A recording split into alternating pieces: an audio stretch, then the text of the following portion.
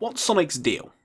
Well, that's obvious. As any advertisement from the 90s will tell you, he's the fastest, bluest, most chili dogginest hedgehog in town. Why can't it be more like that nice boy Mario? Little button! New Sonic the Hedgehog, only on the 16-bit Sega Genesis system. But what about his games? Sonic has had a troubled development history to say the least, especially in the last, well, depending on who you ask, anywhere between the last 5 to 15 years. What started out as genuine competition to Nintendo's platforming giant has seen a pretty substantial fall from grace and has been a bit of a laughingstock for years now. However, Sonic the Hedgehog remains popular, even if most of the games are, if you ask me, a bit rubbish.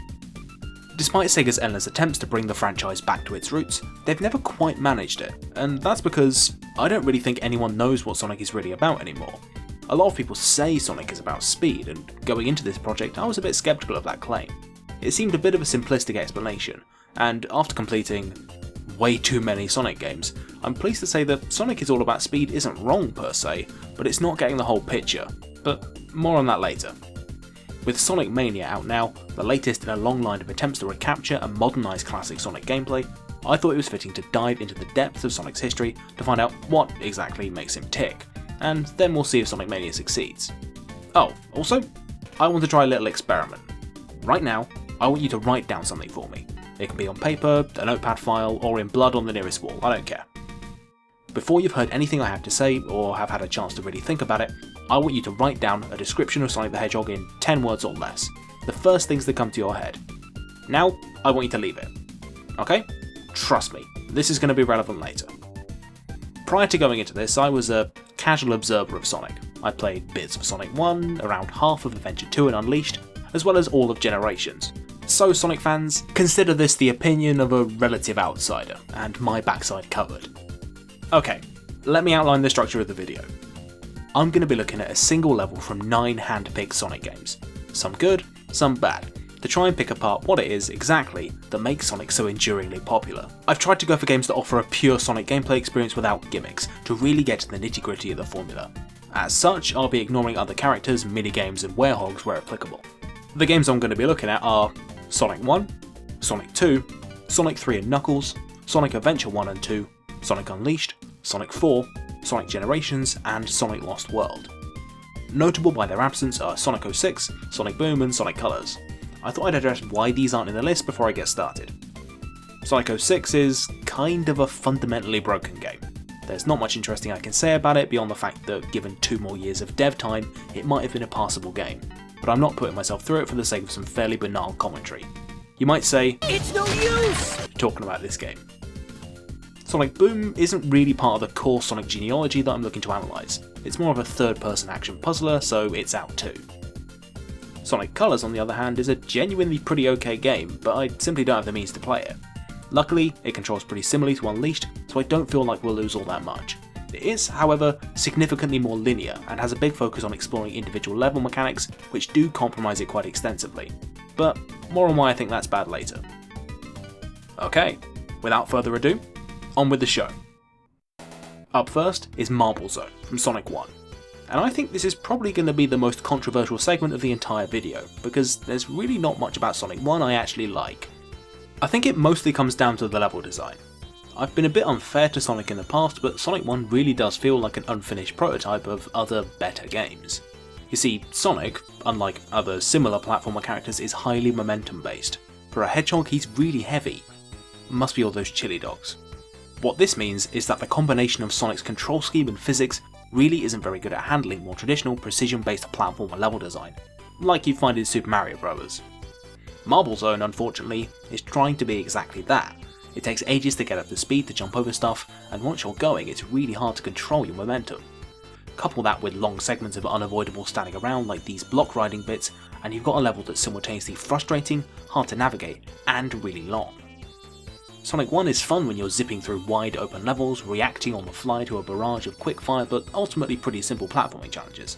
The only level where you can capture this experience reliably though is Green Hill Zone, the level that had the most time put into it during Sonic 1's development and was overseen by lead designer Yuji Naka.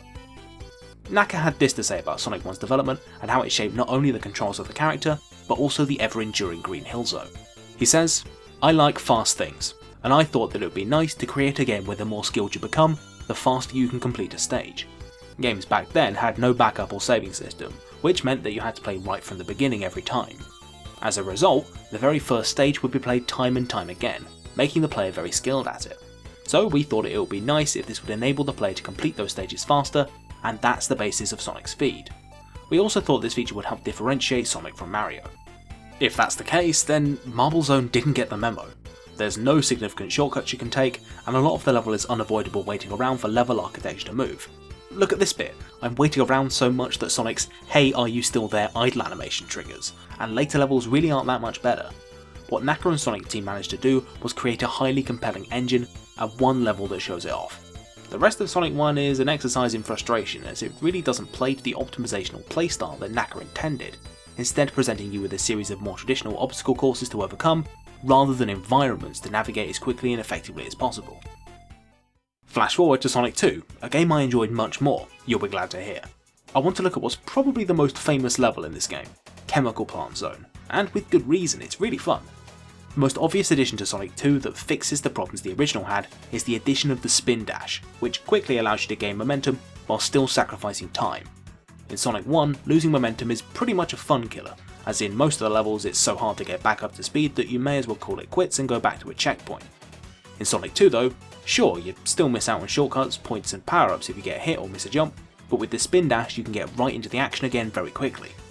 Chemical Plant Zone opens strong with a lot of cool level gimmicks to mess around with, and several different routes. Early on you can build up speed to scale this big wall. If you miss it, you go down and have to do this pretty simple jumping challenge to get back on the track. If you succeed, you get to play with these springy platforms and skip a fair amount of the level. Chemical Plant Zone is full of these little tricks you can do to shave seconds off your time, many of which you won't spot on your first time around. This is a common critique of Sonic games, that there are certain opportunities to reach a shortcut you'll never see coming or have the opportunity to get on your first go, because Sonic is going too fast. I can sympathise with this, I thought the same way before I started writing this video, but after playing through the games I can say with confidence that a lot of the games are designed to be played through multiple times, just like Yuji Naka wanted. In Act 2 of the Zone, there's this cool shortcut that lets you skip an infamously tricky water section, shaving off about 30 seconds. The thing is, it's pretty much impossible to spot on your first run through the level, but on your second playthrough you'll know where it is, can reach it, and can use it to avoid that segment. When you do, it feels awesome, because Purple Water Staircase of Doom is easily one of the hardest bits of the game. Avoiding stuff like this makes you feel great and really rewards level mastery. It seems to me at least that a significant part of early Sonic was inspired by arcade style score attack gameplay. Getting through the game was one thing, but mastery of it was another. Contrast this with Nintendo, who steadily moved away from this philosophy by making Mario games longer, with more levels, but with more of a focus on exploring individual mechanics within a level, rather than understanding the levels themselves. It's a small point, but I think it explains a lot of the differences between how Mario and Sonic play that people often have trouble articulating. Mario is about learning and mastering a specific level concept, like how the early level of Super Mario World, Donut Plains 1, is all about teaching you how to use the cape. It's a very bottom-up design philosophy. Sort out the mechanics and level design first, and layer everything else on top later. Sonic, on the other hand, has a much narrower scope of things you can do within a given level. Enemies are straightforward to defeat, traps don't require any particular understanding beyond timings, and most level features like chemical plants pipes are completely automatic and require no input from the player. Levels seem to be designed with a top-down perspective in mind. Come up with a theme and some cool features, and then build a level to facilitate them. Because they're not really about the individual components that make them up, Sonic levels instead focus on the series of routes and obstacles these features present when viewed as a collective whole. TLDR, Mario levels are micro, Sonic levels are macro. Now, onto the last of the Genesis games I want to look at, Sonic 3. Sonic 3 is much the same as Sonic 2, and I feel like the differences between it and its predecessor are much less pronounced than between 2 and 1. There are some changes in art design, and a pretty noticeable drop in music quality, but on reflection, I'd say the two games are about equal. The level I want to look at is Launch Base Zone, which I'd say is a pretty middling level. This is because it outlines a pretty fundamental problem with Sonic games that none of the old school Genesis titles managed to avoid, and that's Sonic's relationship with complexity. Usually, in a platformer, there's a clear relationship between level difficulty and level complexity, i.e. how many mechanics there are and how many things you've got to do within it. This is fine, as the better you are at the game, the better equipped you'll be to handle more obstacles. But in Sonic, this relationship is different. Because the game is focused on keeping Sonic in constant motion, there are only so many ways you can ratchet up the difficulty that allow the player to keep moving, and at a certain point, concessions have to be made in the name of challenge. So we see in Launch Base, the penultimate zone of the game, a bunch of obstacles that wouldn't be out of place in a more traditional precision platformer. Flamethrowers, spike traps, enemies guarding doorways, and so on. All these things cause Sonic to have to slow down and deal with them before moving on. They're an appropriate challenge, sure, but are they a positive impact on the game? Personally, I don't really think so. The thing is, going slow in Sonic isn't very much fun, as we found out with the original game. Take this little laser section for example. You've got to wait around for these lasers to stop before you can advance, all while avoiding this spiky ball enemy. The entire section would be pretty much impossible to navigate safely at anything approaching top speed. There's a lot of stuff like this in Launch Base Zone, especially in Act 1. This is one of the key conflicts within most Sonic games really. The later levels are more difficult, which means they're more mechanically complex, which means less time doing what makes Sonic fun. Now, if you'll recall, I said I thought this level was pretty middling, and that's because Sonic Team appeared to have learned from their mistakes in Marble Zone here. They came up with another way to make the level engaging. If you've ever played Sonic before, you'll be familiar with the simplistic, visceral pleasure that comes from zooming through one of the level's set pieces at top speed. There are cool sound effects, nice visuals, and even though you don't have an awful lot of agency during, they're a nice way to give your route planning brain and level scanning eyes a break. I'm going to call these segments automatics from now on, because they operate pretty much autonomously and play the level for you. Launch Base Zone is loaded with these automatics, and they're quite fun, from these spinny platforms to these whizzy pipes you might recognise from Chemical Plant Zone. When you're not wading through mechanically dense difficult parts, you're being rewarded with some cool pseudo-cinematic moments from the automatics. The thing is, as fun as automatics are, they're a bit of a level design crutch in Sonic 3.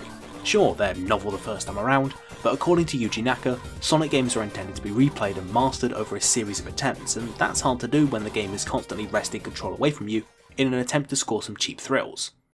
It was very tempting to say that I'd cracked the Sonic formula and just constantly quote Naka verbatim while typing this video up after I finished Sonic 3. After all, Sonic Mania is trying to be just like the Genesis games anyway. But I couldn't help think that there was something more at play. Naka's ideas of pure arcadey mastery only really applied to the Genesis era, and I was looking for something that could unify the whole franchise. I was also still curious to see if any game ever reliably cracked the really fun bits of Sonic I'd picked out in the Genesis games. I wasn't so much engaged with Naka's old school mastery, but more the optimizationable style of the levels that rewarded skillful play while simultaneously scratching that basal cathartic itch. The games I'd played so far were fun, but there was a lot of clunk where there should have been polish, and I feel like they only really nailed that simultaneously skillful and satisfying feeling around a third of the time. Before I talk about the next game, a small intermission, because I want to talk about rings. It's pretty obvious that besides being a thing to collect, rings are designed to emulate Mario's classic big-small health states. When you're big, you're safe, when you're small, you're vulnerable. Same with Sonic. If you've got rings, safe, if not, you run the risk of death. And in both games, you lose that safe state if you take damage. In Mario, power-ups are distributed sparsely and are intended to give you a bit of wiggle room to mess up without outright dying. The punishment is reduced functionality, such as regular boring jumps, no fireballs, and the inability to break blocks. This means you're going to have to rely on your mastery of the level's mechanics to make it through, rather than the ability to bypass it that many of the power-ups afford you. In Sonic though, health is based around rings. When you get hit, all the rings you've collected so far fly out of you and you have to pick them up again. Provided you're not on a precarious platform or down to your last ring, it's pretty easy to stop and grab a few before your invincibility window ends. So far it just seems like a more fiddly, less meaningful version of Mario's mushrooms, right? Well, think about it from the perspective of Yuji Naka.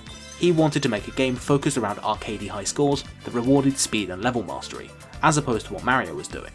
In order to not be left vulnerable when you get hit, you've got to stop and collect your rings before moving on, robbing you of valuable momentum used to access shortcuts and get the best time. Crucially, rings are also worth points, quite a lot of them in fact, so getting hit not only means a loss of time, which translates into points, but also points in the form of rings. Have you ever noticed that past a certain point, the number of rings you drop isn't the same as the number of rings you are carrying? Whilst it might have at one point been to conserve system memory, it inadvertently created a very cool risk-reward system pretty unique to Sonic. Your first run through a level is all about collecting enough rings to protect yourself reliably from death, but subsequent runs are all about minimising your time taken to complete the level while maximising the amount of rings you can get, which is a small wrinkle in the game's structure, but a very welcome one. As we move into the 3D era, it's interesting to see how Sonic games began to move away from the arcade-focused design in some areas, but rings remained untouched. Now, let's make things perfectly clear. I don't think Sonic Adventure 1 is a good game. The cutscenes are laughable, the physics is borderline broken, and the camera fights you every step of the way. And that's the Sonic segments, which are the best bits. Don't even get me started on Big the Cat. But I feel like Adventure 1's obvious shortcomings are understandable, and that's why I want to focus on Red Mountain. It's not the best zone, and it's far from the worst zone, but nowhere are the problems and quite clever solutions that come from Sonic's transition into 3D better displayed than in this level. Sonic Adventure is the first real 3D Sonic game, and platforming in 3 dimensions is hard. The long and short of it is that you've got an extra axis of movement to worry about, so there's loads more management of your position to do. Nintendo had to invent an entirely new control scheme in order to make 3D platforming work, allowing you to move the camera independently of movement. The N64 controller is the progenitor of all modern controllers for precisely this reason. That's how important of an innovation it was. Sega and the Dreamcast weren't so forward thinking, and they had to rely on a camera that was mostly out of the player's control, which is pretty terrible. This, combined with Sonic's fast movement and twitchy controls, makes doing any sort of precise platforming nigh impossible. I've got to give Sega credit though. Their way around this was pretty genius. The homing attack pretty much circumvents the need for precise platforming at speed, because the homing attack lets you lock on to springs, enemies and level bits and bobs, keeping you on track, and also gives you a quick burst forward when not locked on, letting you self-correct your jumps. With flashy effects and just enough time to let each strike land, the homing attack feels really nice to use, and it's no surprise that it became a mainstay of the Sonic franchise. This bit where you've got to bound across a gap with the homing attack feels great, and is a pretty cool way to maintain a feeling of momentum while still killing enemies and moving between level segments. Some of the better stages, notably Red Mountain and Speed Highway, managed to give some nice opportunities for shortcuts and alternate level traversal, but given the 3D nature of the game, this has to come with caveats. Alternate routes feel less organic than they used to. I think it's because of the 3D environment removing a lot of the skill and knowledge-based nature of them. In the Genesis games, you've got to be good at the game or know the level in order to get the best routes, but in Sonic Adventure they're on display pretty obviously. There's also the fact that 3D platforming is pretty difficult to do precisely, and that's without taking Adventure 1's janky controls into account. Sega's solution to this is to have nearly all alternate routes accessible through homing attack paths or be controlled primarily through automatics. These ziplines in particular rub me the wrong way. Sure, they're flashy, but they're just about as uninteractive as Sonic gets. There's no skill in using one of these, it's just meaningless padding. Same with set piece bits of level design, like this race away from rising lava, and this spiral section and rocket launch pad, which are a bit of a Sonic trope. They're fun to look at, but they rip control away from the player a bit too often, compromising the original vision of an optimizable score attack platformer. But this is likely why the game focuses on automatics and set pieces, because they show off what the system is capable of and are pretty engaging your first time through. Though, upon analysis and subsequent playthroughs, I can't help feeling that they're little more than fluff. With all that said, I thought a few of the levels in Sonic Adventure were fun. Emerald Coast was okay, Speed Highway was probably the highlight, and Red Mountain was pretty good too. All of them prioritise set pieces and automatics way more than the Genesis games, and that's because Sonic Adventure 1 was clearly designed to show off the graphical capabilities of the Dreamcast. Yeah, that sounds weird to say, but it's only in these 3 that I could really see the same bits of Sonic design that I liked from the Genesis games shining through. That's not to say that automatics aren't fun, they are, but on their own, they're only really engaging when you don't expect them, and their inherently railroady nature isn't immediately apparent. If there was a way to give you something more to do beyond get motion sickness during them, I'd be less critical. I think the overuse of automatics is because Sega was starting to move away from having short, replayable games, and was falling more in line with traditional gaming, with a proper story and a much lengthier playtime. This meant that automatics were that much more appealing, as the design is now only intended for players to see each one a handful of times, rather than over and over again, meaning their diminishing returns wasn't much of a problem. You can see the beginnings of this more traditional game structure with Adventure 1, but it's fairly obviously tacked on, with the other characters controlling even worse, the story being nonsensically stretched between the 6 characters, and all of them using the same levels as Sonic for the most part. This design didn't really mature until Sonic Adventure 2, but before that, I just want to talk quickly about the Lightspeed Dash. It's an ability you get fairly early on that lets you zoom along lines of rings. You might recognise it from some of the more recent Sonic games. In Sonic Adventure, it is awful. You've got to wait around charging it up for ages, and even with a hidden upgrade to make it go faster, it still takes too long. This totally removes the possibility of using it as an interesting platforming mechanic, as any segment where you've got to use it is either confined to the overworld or a portion of the level where you've got to come to a complete halt and charge it up in order to use it. This, coupled with the fact that it's pretty unreliable in the targeting department, makes it just terrible to use. Sonic Adventure 2 is mostly a refinement of Adventure 1's formula, with the downside you've got to play through the other characters' meh levels in order to get to the Sonic ones. Sega, you sneaky bastards. There are some adjustments though. The camera is on the whole a lot better, and the controls have been tightened up significantly. A noticeable adjustment has been made to my once despised lightspeed dash to make it fire off instantly. This opens it up into being used for some really cool shortcuts and optimizationable moments, as well as set pieces like this one that both reward level knowledge and feel really nice to use. Unfortunately, I think while Sonic Adventure 2 is the better game in a lot of regards, it controls better, the levels are much more consistently fun, and I ran into significantly fewer bugs and glitches, it also expands upon some of Adventure 1's negative design choices. I want to look at Pyramid Cave, probably one of the weakest levels in the game. I think it suffers because it exemplifies the worst of the switch from 2D to 3D. First off, the level is pretty much completely a straight line, there's almost no deviation from the set path here and it shows. Upon returning to the level, I took almost exactly the same path as I did the first time. Second is the over-reliance on automatics. Rail grinding bits and loop-the-loops are cool, but not when they're pretty much all there is to a level. The final Sonic and Shadow stages, oh, by the way, in half the game you play as Sonic's edgy alter ego Shadow, in particular are these weird gimmick stages that feel completely out of place. Sonic's is all about rail grinding and Shadow's is all about these gravity altering cylinders. Shadow's stage is much better as it at least allows some flexibility, but both feel like cluttered messes.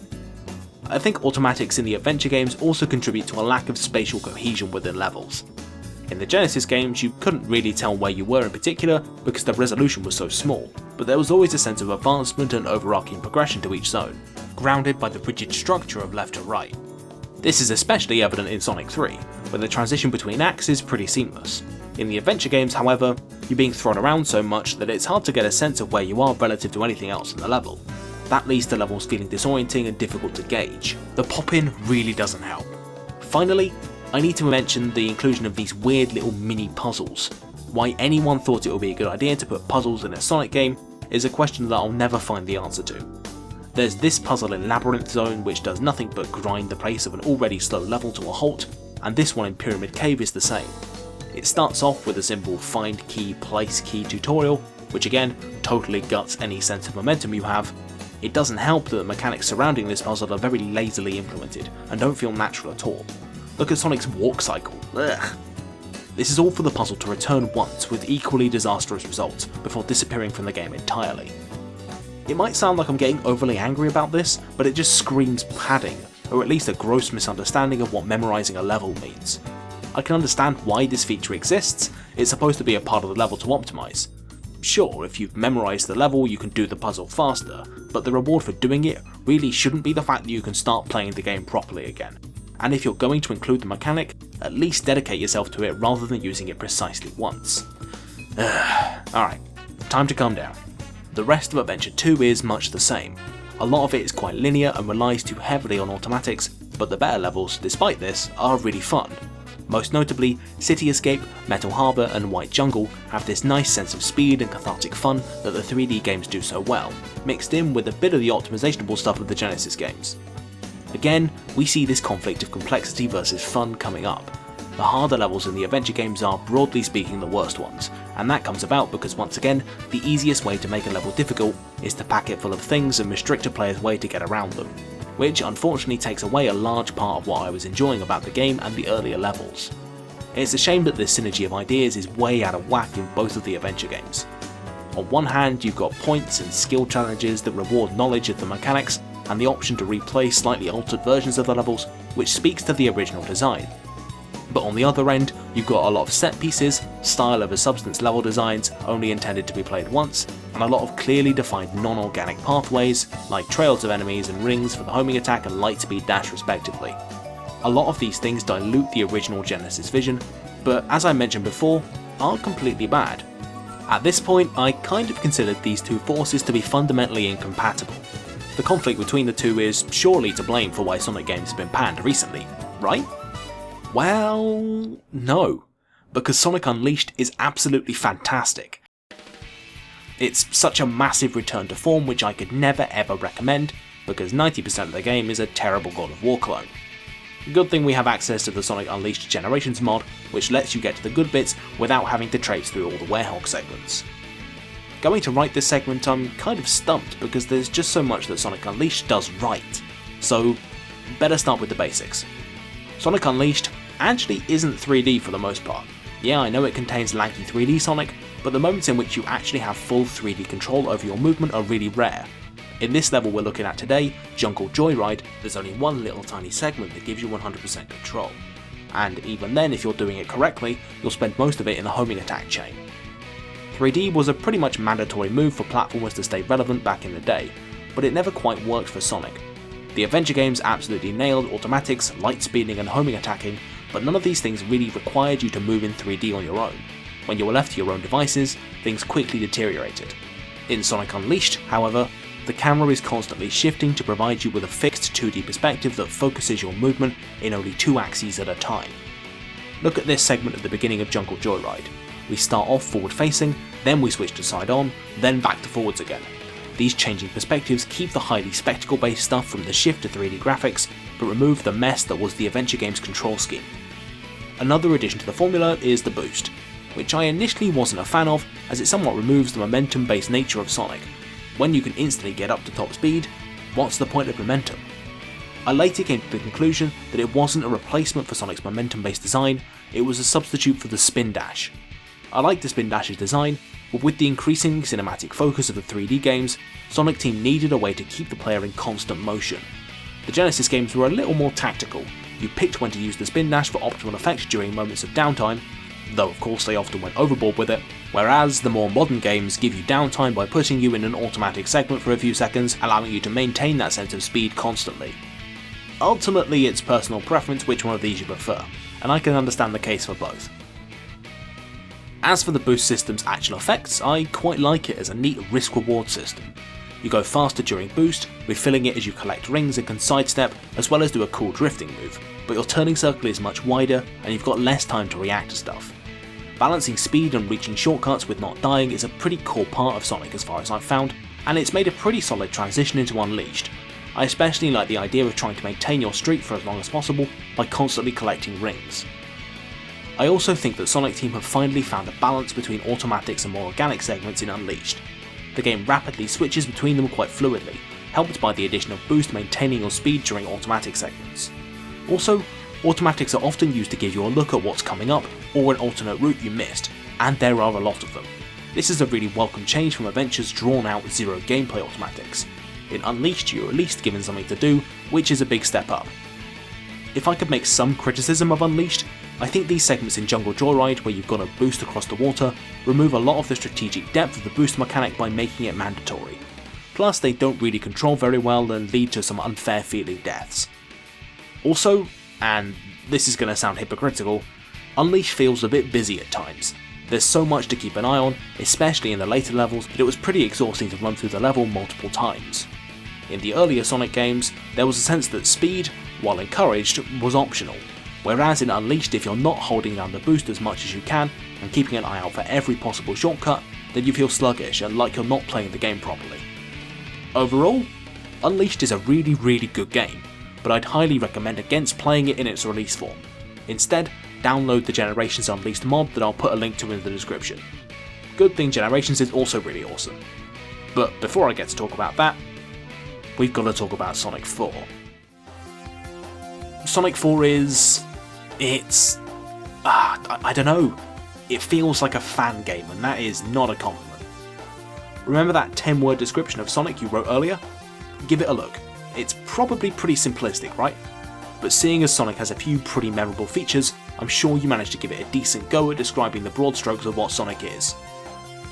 What you've got written down is probably closer to the Sonic 4 design brief than you'd think. The game manages to contain all the things that Sonic games have: rings, spin dashing, optional routes, even Metal Sonic makes an appearance, but despite this, the game misses so much of the nuance that makes all these elements work. I'm only going to be talking about Sonic 4 Episode 2 here, because the other half of the game basically barely works, and Sonic 4 Episode 2 is much better put together. So for fairness' sake, I won't be bringing up the easy target that is Episode 1. If you want a brief summary, it fills pretty much the same role as Sonic 1, an unfinished prototype for the second game in the series, which gives it a much needed tidying up. Let's look at White Park Zone. It's got all the ingredients of a good Sonic game. Alternate routes, check. Nice momentum based physics, they're a bit unresponsive, but so are the Genesis games, so check. A bit of automatic spectacle, checkaroo. Optimizable skill based platforming, you betcha. But there's also a bunch of stuff that just feels wrong in its inclusion. Look at Sonic running at top speed. I'm not sure if it's just how weird lanky 3D Sonic looks doing the cute 2D Genesis Sonic's leg spinny thing, but your top speed in Sonic 4 feels super low. The cathartic rush that pretty much every Sonic game has got right is gone. You move super slowly in Sonic 4. There's also the bizarre inclusion of the homing attack. Now I've gone on about how much it went a long way towards fixing with platforming in 3D Sonic games, but its inclusion in Sonic 4 feels very arbitrary. Did they put it in simply because it was in the other recent Sonic games? The inclusion of the homing attack here feels more than a bit contrived, like these Snow Eggmen which exist purely as things to lock onto, or these enemies here. Would the Genesis era Sonic jump not have sufficed? Is the homing attack really necessary? 2D Sonic gameplay was never really designed to facilitate the homing attack, and it shows. Now, the actual usage of the homing attack is fun, and it's as satisfying as ever to use, but it bugs me that there was no real reason to include it beyond the kitchen sink design aesthetic Sonic 4 seems to have. That said, the little forward dash you do when not locked on is quite nice, and helps balance out some of the janky physics. There are several more examples of needless inclusion of things, like these snowboarding bits. You know, because there were snowboard bits in the adventure games. They really don't add anything to the game, I'm not even doing anything here. Although, that could be on homage to Adventure 1's snowboarding bit. However, the most notable arbitrary inclusion of a mechanic is these Sonic and Tails combo moves. It's a neat idea that justifies Tails' presence, but not only do they kill any sense of momentum, they're a needless gimmick that's unduly forced upon the player, distracting from an otherwise serviceable game. There's this move where you roll up into a ball and zoom around like a big spin dash. You've got to do it to get through this snow patch, but look at it. What am I doing here? Going forwards and jumping? There's no unique or interesting bits to this mechanic, besides the fact that I'm forced to use it. I keep coming back to this thought about a lot of the stuff in Sonic 4. Why is this here? For all the weird, terrible stuff in the Sonic games so far, from Marble Zone's block jumping to the weird puzzles in Adventure 2, I can see why they were included, even if they were horribly implemented. But in Sonic 4, so much of the game is fat in need of trimming that it sabotages the bits of the game that are good. That said, in an alternate universe where it wasn't fiddly to use, it didn't stop you dead in your tracks, and didn't make you confuse every blank wall for a potential shortcut, the Tails flight move might have been quite cool. The ability to sacrifice horizontal speed for some vertical movement would have been a nice extra mechanical option like the spin dash. Unfortunately, the devs of Sonic 4 seem to have added it purely on the basis that Sonic games with 2 in the name usually contain tails, and tails can fly, not for any interesting mechanical reasons. That's all I can really say on Sonic 4. It's trying so hard to be all of Sonic that it ends up forgetting what made Sonic good.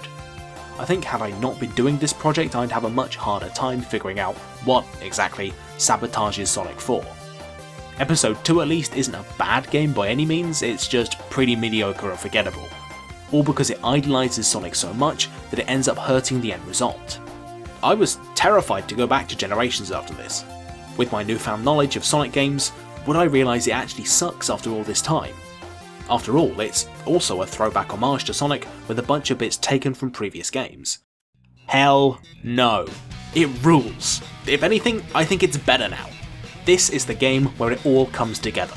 Great classic Sonic levels, great modern Sonic levels, and a team that finally gets the chance to prove they know their stuff about how to make a Sonic game without being bogged down by gimmicks or shoddy hardware.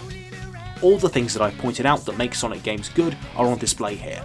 There's cool cinematic bits, appropriate use of automatics, complex levels with a load of alternate routes, and a proper homage to the Sonic legacy. Unlike the retread that was Sonic 4, Generations gives us references to the Sonic games of yesteryear, but tightened up with a refocused design aesthetic that really lets them shine. I'll be using the remastered version of City Escape, the first and best level of Sonic Adventure 2, for footage and a few examples, but I want to use my time with Generations to talk more broadly about what I've learned about Sonic, seeing as Generations is itself an exploration of Sonic's history. I've seen people across the gaming space saying various things to the effect of, the old Sonic games were never good, they were frustrating for first time players, the levels are too complex and dense, and had shallow mechanics compared to Mario. On the other side of the fence, we've got people saying the newer Sonic games are never going to be good, they're too simplistic, they over-prioritise stupid edgy stories, and 3D Sonic games are impossible to control. I think a lot of these complaints are pretty valid for some of the bad games, but that got me thinking back to my notes on all the games so far. Sonic seems to fail when it's at either of the design extremes I've pointed out so far. Here, let me show you. In looking at Sonic games, two common design themes have emerged, organic and automatic. Automatic stuff is cinematic Sonic. Lots of flash and colour, but not much in the way of actual player agency. We can see this in a lot of the Dreamcast games. Organic stuff is all about complex levels that reward mastery, but often compromise the pure fun of handling Sonic for all but the most well-versed players who can deal with the highly dense later levels. I spent a long time thinking these factors were conflicting forces. One, a holdover from the bygone Genesis era, when things were much more hardcore and games weren't polished, and another, a part of the 2000s trend of cinematic games that take control away from the player to show off their fancy new 3D rendered graphics. The thing is, I think they're actually now opposite ends of a spectrum. On the far automatic end you've got the adventure games, and on the opposite organic side we've got the Genesis games. Which games are in the middle, you ask? Unleashed and Generations, the Sonic games I think are consistently the best. By taking the best bits of both ends of the spectrum, the flair of automatics and the deep level mastery of organics, Generations manages to appeal to both the bombastic action fun parts of my brain and the more complex decision making parts at the same time. It makes classic Sonic more cinematic and modern Sonic more organic. There's this ongoing theme of a big GUN truck chasing you in classic Sonic's version of City Escape, and it helps to add some awesome tension and pressure to the level that's really fun. Modern Sonic's take on the snowboarding bit from Adventure 2 has had a bunch of cool alternate paths and routes added, accessible by pulling off tricks and jumps that add some much needed replayability and depth to the start of the level. I think the real appeal of Sonic is when skill and spectacle can work together in harmony, engaging all parts of your brain at once. Prior to Generations, and to a lesser extent Unleashed, I think the closest game to reach this point is Sonic 3. But the slightly clunky Genesis controls hold it back from really letting you get into that immersive flow state that the more automatic games do so well. A big part of the Sonic formula is that it's not really tied down to one particular control scheme.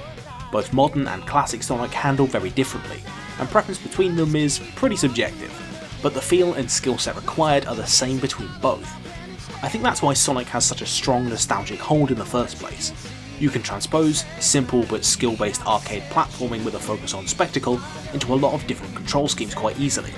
That means that when the Sonic formula is done badly by bringing those two factors out of balance, it feels like a perversion of whichever Sonic game you're most attached to. But when the formula is executed well, you feel right at home, even if the game is actually very different. Contrast that with Mario. The controls of each Mario game, bar some one-off editions like Flood, have been pretty much the same forever, but each Mario game has a different take on the formula. It's interesting to think about how Mario and Sonic, who were cynically pitted together as opposites for marketing purposes, are actually very different after all under the hood. Before I get into the penultimate game on the list, here's a few thoughts I had while playing through the old games that Generations reminded me of. One thing I've noticed about early Sonic games is that springs have collision. You can bump into them and have to jump on top of them in order to get them to bounce you, but in Generations they trigger when you walk over them. It's a small way of getting a really nice sense of flow. Water levels suck. There's not a single good water level. Even the water bits of Chemical Plant Zones suck. I think it's to do with how slow and clunky water physics actively harm both the skill-based organic side of Sonic, as well as the speedy cinematic side. It's really weird seeing Knuckles as an antagonist after seeing him turned into this. There are no words, just pictures. Just like the novel I'm writing. The plot's there, but the characters are all over the place. I think I actually prefer goofy Sonic Boom version. He's got a weird charm to him. The facial animations in Sonic Adventure! Ah! The Chow Garden is a wonderful respite from the terrible Rouge and Knuckles levels. I'd happily play a mobile port of this. It really sucks that Sonic Unleashed was ruined by the Werehog bits. I think this game and Sonic 06 really cemented Sonic as being bad in the public eye, and whilst these games both sucked on the whole, it's a shame that Unleashed's daytime bits went so underappreciated in the press. This fight with Metal Sonic is awful. Look, we're literally incapable of interacting with each other for half the fight, and I've got nothing to do in the meantime. In fact, most Sonic bosses are weird scripted nonsense that feels like it's totally from a different game. I wonder if I should have played Sonic Heroes for this project. It's not a proper Sonic game by my estimations, but its inclusion into Generations makes me reconsider. If this level is anything to go by though, I'm glad I missed it. I actually really like the design of Crisis City. These cool worm monsters are pretty neat too. I forget what the backstory is to this place though. I think it's some sort of apocalyptic future? I don't know. I really like the letter rankings that later games give you. They're a nice barometer of your skill and give you a very clear goal to pursue on your future attempts. Now, onto the penultimate game on the list. The game you've all been waiting for. Sonic Lost World. It's terrible. It's awful. I hate it. Sonic Lost World is an affront to the Sonic formula I've spent, wow, 8,000 words figuring out. It squanders both skill and spectacle to form this horrible gelatinous mess of a game that's trying really hard to be Super Mario Galaxy. Everything wrong with this game can be shown in just the first world, so I'll use all of that as Lost World has smaller Mario Galaxy style levels instead of bigger acts like most of the games. Sonic Lost World has so many moves, it hugely overcomplicates things. It's got parkour, 2 different speeds of running and wisp powers from colours on top of all the regular 3D Sonic bells and whistles. It's too much to do all at once and none of it feels nice to use. They even managed to screw up the homing attack. Remember how in every previous Sonic game, the homing attack was designed around feeling punchy while still carrying you forwards? In this, not only are the visual effects really weak, they instead changed it from a missile attack to this piddly little bounce that stops you dead in your tracks. The lock-on is also really spotty, especially when it comes to targeting enemies in 3D space. Which reminds me, did you think controlling Sonic reliably in the adventure games was a bit tricky? Well, Sonic Lost World ups the speed and then puts you on Mario Galaxy style planetoids that constantly disorient you with changing gravity. The physics of the game is weird in other areas too. Look at this bit where I have to change direction on these narrow platforms. Changing direction actually slows me down. I have no idea why it happens, but it also happens with the new double jump. Overall, Lost World, on top of being unfinished, terribly written and utterly derivative, and that's saying a lot for a franchise that can't seem to let go of Green Hill Zone, it manages to be even more obtusely designed than Sonic 1. Everything in Lost World is a fight with the controls and the level design. Nothing here feels intuitive and that sucks, because Sonic can't keep rehashing the same stuff forever. I really don't want to dwell on Lost World because there's very little I can say in its favour, and anything more I can say about it will probably come across as petulant whining. Instead, I highly recommend watching Gregzilla's review of the game. He picks up on a lot of the same stuff I've pointed out and more, all with some fantastic animations. Rather than end the video on this downer, let's talk about Sonic Mania. I mean, what hasn't already been said about this game? It's bombastic, fun, a wonderful homage to Sega and the Sonic fandom, even more so than Sonic Generations, all while managing to create some really tight, well-designed levels and bosses. Mania is probably more automatic focused than many classic Sonic players will like, but it definitely exists right there in the sweet spot with Unleashed and Generations. As fun as Mania is, it does get me thinking about the Sonic formula and what it means for the future of the franchise. Sonic has a very narrow sweet spot of really fun gameplay, and it's pretty unique in that regard. Innovation in Sonic often does more harm than good, and the only game that exists in the sweet spot without being a throwback nostalgia game is Unleashed, which only got there through almost a decade of figuring out 3D.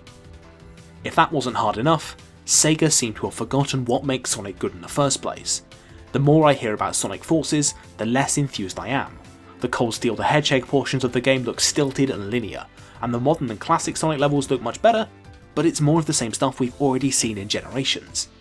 If Sonic can't find ways to keep its awesome formula intact while still offering new experiences, no amount of retro revivals is going to save it. It's not all bad news though.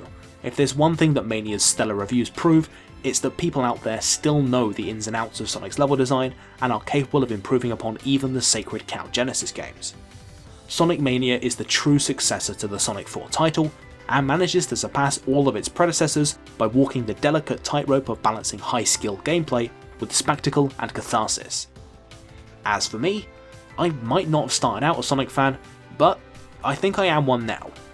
Over the course of writing this, I've gotten stuck into a lot of Sonic design discussions that would have bored me to tears a few weeks ago. On top of that, I think getting to grips with Sonic design has helped me pick apart other platformers too, and my design instincts are definitely better off for the experience. Sonic has had a rough road to 2017, but I think things are finally looking up for the Blue Blur.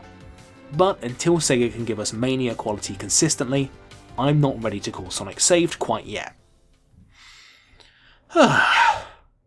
So, who's hyped for Mario Odyssey? Hey, what's up? It's me, your boy, the architect. I'm just doing one of these little post-video chats because they seem like a cool idea to keep you folks up to date.